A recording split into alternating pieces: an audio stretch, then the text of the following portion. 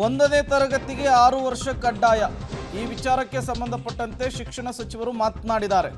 ಕೋರ್ಟ್ನಲ್ಲಿ ಏನೇ ಆದೇಶ ಬಂದರೂ ಕೂಡ ನಾವು ಪಾಲಿಸ್ತೇವೆ ಅಂತ ಹೇಳಿ ಮಧು ಬಂಗಾರಪ್ಪ ಅವರು ಹೇಳಿದ್ದಾರೆ. 2 ತಿಂಗಳು ಕಡಿಮೆ ಇರೋರಿಗೂ ಕೊಟ್ಟರೆ ಮತ್ತೊಬ್ಬರು ಬಂದು ಕೇಳ್ತಾರೆ.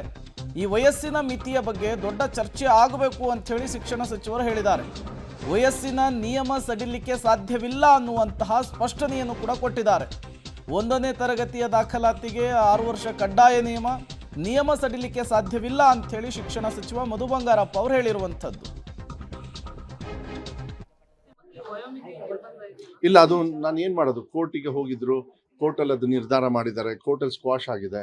ಸೊ ಕೋರ್ಟಲ್ಲಿ ಆದೇಶ ಬಂದ್ರೂ ಕೂಡ ನಾನು ಲೀನಿಯಂಟ್ ಆಗಿ ತಗೋಬೋದು. ಕೆಲಸದಿ ಬೇಜಾರಾಗ್ತದೆ ನನಗೂ, ಬಟ್ ನಾನು ಐಮ್ ಬೌಂಡೆಡ್ ಬೈ ಸರ್ಕಾರಕ್ಕೆ ಮಾನವೀಯ ದೃಷ್ಟಿಕೋನದಿಂದ 2 ತಿಂಗಳವರೆಗೂ ಅವಕಾಶ ಕೊಡೋದು ಅಲ್ಲ. 2 ತಿಂಗಳು ಕೊಟ್ಟಾಗ 2 ತಿಂಗಳು ಒಂದಿಸದವ್ರು ಬರ್ತಾರೆ. ಇದೆಲ್ಲ ಬಹಳ ಚರ್ಚೆಗೆ ಆಗ್ತಕ್ಕಂಥದ್ದು.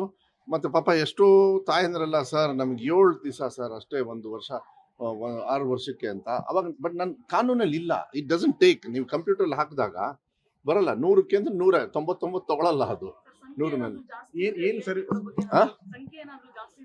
ಅದೇ ನಾನು ಹೇಳೋದು. ಈಗ ಕೋರ್ಟಲ್ಲಿ ಮೆಟ್ಲು ಹತ್ತಿರೋದ್ರಿಂದ ಈ ವಿಚಾರ ಕೋರ್ಟಿಂದ ನಮಗೆ ಒಂದು ಒಳ್ಳೆ ನಿರ್ಧಾರ ಬಂದರೆ ಚೆನ್ನಾಗಿರ್ತದೆ. ಬಟ್ ಇದನ್ನ ದೊಡ್ಡ ಮಟ್ಟದಲ್ಲಿ ಚರ್ಚೆ ಆಗಬೇಕು.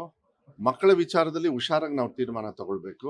ಒಂದು ದಿವಸ ಮಕ್ಕಳು ಹುಟ್ಟಿದ ತಕ್ಷಣ 3 ವರ್ಷಕ್ಕೆ ಫಸ್ಟ್ ಸ್ಟ್ಯಾಂಡರ್ಡ್ ಸೇರಿಸ್ತಕ್ಕಂಥ ಪದ್ಧತಿ ಬಂದ್ಬಿಟ್ರೆ ಬಹಳ ಕಷ್ಟ ಆಗುತ್ತೆ. ಮಕ್ಕಳಿಗೆ ಅವ್ರದ್ದು ಒಂದು ಇದಿರುತ್ತೆ. ಅದಕ್ಕೆ ನಾನು